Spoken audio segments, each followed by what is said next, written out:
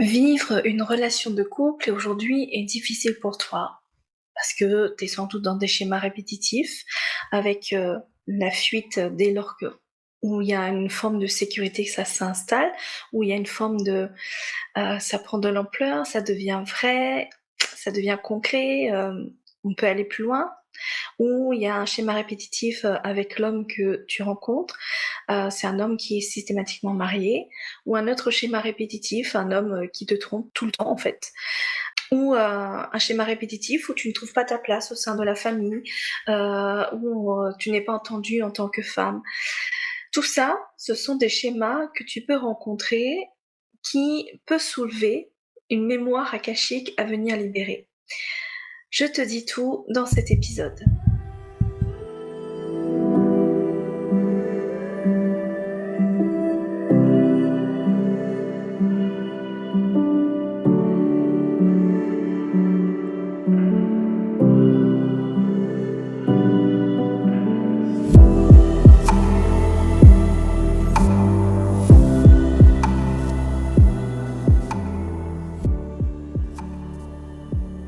Alors nous portons en fait dans notre champ énergétique des informations qui un jour ou l'autre est prêt à être mûr et considéré comme une mémoire qui se manifeste dans notre quotidien et qui attire à nous des situations et qui nous installe forcément dans des schémas répétitifs. Comme je le disais, on peut avoir le schéma répétitif de la fuite quand tout va bien ou quand tout prend vraiment de l'ampleur dans le couple, ou un schéma répétitif, le fait de tomber toujours amoureuse ou amoureux d'un homme ou d'une femme en couple, ou l'homme qui n'arrête pas de tromper la femme ou la femme qui n'arrête pas de tromper l'homme, etc.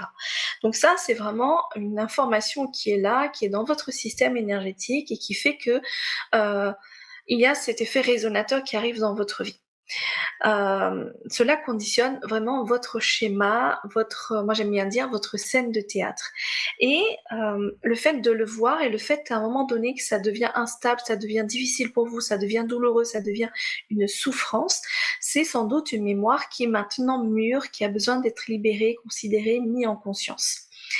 Et c'est là où c'est intéressant justement d'aller voir dans les mondes parallèles ou dans alors pas mondes parallèles, dans vos vies parallèles ou dans les vies antérieures ou même dans le transgénérationnel, voir quelle est cette mémoire qui s'exprime, quelle est cette mémoire qui est mûre, qui a besoin d'être entendue pour être libérée. Et dans ce processus d'accueil de cette mémoire, il y a déjà cette idée de réussir à se confronter à cette vérité et voir cette mémoire qui est là. Et par la suite, c'est voir comment est-ce qu'elle impacte votre vie, comment est-ce qu'elle vous installe dans ce schéma répétitif. Ça ne veut pas dire que c'est systématiquement quelque chose qui vient du passé et que vous êtes juste une victime. Non, c'est une information. Alors généralement, c'est du karmique, une mémoire cellulaire. C'est une information qui a besoin d'être mise en conscience aujourd'hui pour être libérée, être mise dans l'amour et la compassion. Et pour cela, pour réussir à clôturer vraiment tout cet aspect et clôturer ces portails justement qui viennent renforcer cette mémoire qui est là dans votre vie, ben, c'est déjà en prendre connaissance de son existence, d'accepter que l'information elle est là et qu'elle joue sur votre quotidien, sur la part émotionnelle, sur les schémas répétitifs, dans votre façon de réagir au lieu d'agir. Et c'est déjà de voir ces éléments-là.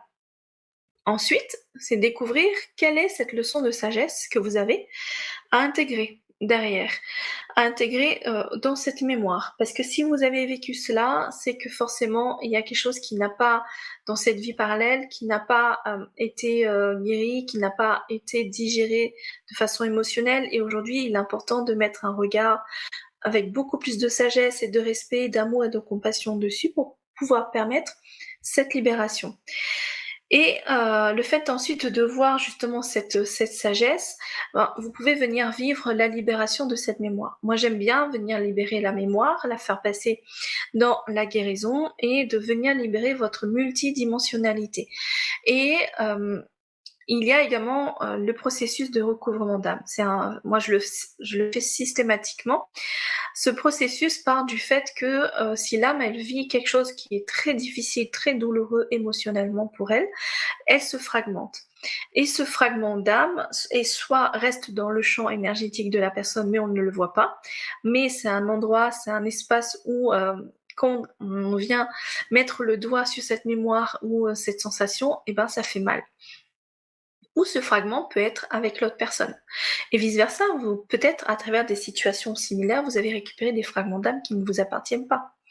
Et justement, avec ce processus de clôture, ce processus de guérison, moi, je viens réaliser le processus de double recouvrement d'âme. C'est vraiment vous séparer de les fragments qui ne vous appartiennent pas pour être réattribués et qui font résonance à ce qui est révélé, et vous récupérez vos fragments avec tous les dons, les qualités, les bénéfices qui sont rattachés. Et, un truc qu'on oublie vraiment souvent, c'est venir réharmoniser les liens entre les personnes. Cette réharmonisation, en fait, ce n'est pas couper des liens. Alors, je suis contre le fait de couper des liens parce que l'idée, c'est qu'on se réunisse tous, qu'on prenne conscience qu'on est tous un. Et si on vient couper des liens, c'est un peu comme si on vient couper un lien neuronal et qui reprend, qui généralement ne repousse pas, et dans cette conscience spirituelle, est possible de repousser, mais qui prendra un temps infini. Et là, c'est plutôt considérer qu'on harmonise le lien, on remet de la lumière avec cette personne, et on laisse ensuite, on œuvre sur notre vibration, sur la sagesse à intégrer, et on laisse ensuite la fréquence faire le reste. Les rapprochements, les éloignements, mais avec le respect et la justesse de chacun, chacune. Et ce qui est bien, c'est que quand vous vivez une lecture akashique comme ça, ou tout type de lecture akashique, et là si je prends le cas justement par rapport au couple, il est fort possible que vous soyez mis dans des situations de test. Et ce qui est intéressant, c'est comment est-ce que vous allez agir. Je dis bien agir et non réagir face à cette situation de test. Est-ce que vous avez intégré la sagesse et vous avancez sur le chemin où la sagesse est intégrée et vous faites les choses autrement, ou est-ce que vous repartez dans ce que vous avez fait avant, avec l'émotionnel et les carcans d'avant. Donc c'est ce petit test de l'univers qui est important, qui vous dit est-ce que maintenant c'est intégré, est-ce que vous êtes prêt ou prête. Et j'adore parce que maintenant ce test est très rapproché. Avant, on le voyait au bout de quelques mois, après quelques semaines, et là c'est moi j'ai une personne qui l'a eu le lendemain de sa lecture akashique, parce que avec moi elle a vraiment intégré les choses et les choses se sont présentées autrement. Donc aujourd'hui, ce qui est important de retenir, c'est que si vous avez des schémas répétitifs, si vous avez des difficultés dans le couple, et que aujourd'hui ça devient très instable, très dissonant, très difficile à intégrer, à le recevoir, à le concevoir, c'est que vous avez une mémoire mûre à venir considérer, à venir écouter. Donc la lecture akashique vous permet de voir cette mémoire, les mémoires qui sont mûres, qui font résonance et qui font écho justement dans votre système, dans vos vies antérieures, vies parallèles, dans votre transgénérationnel, pour pouvoir venir libérer votre multidimensionnalité, libérer cette part émotionnelle et vraiment être encore plus en adéquation avec votre je suis qui vous êtes, pour réussir à avancer vers une relation de couple beaucoup plus alignée, beaucoup plus respectueuse, beaucoup plus dans la recherche de ce que vous souhaitez.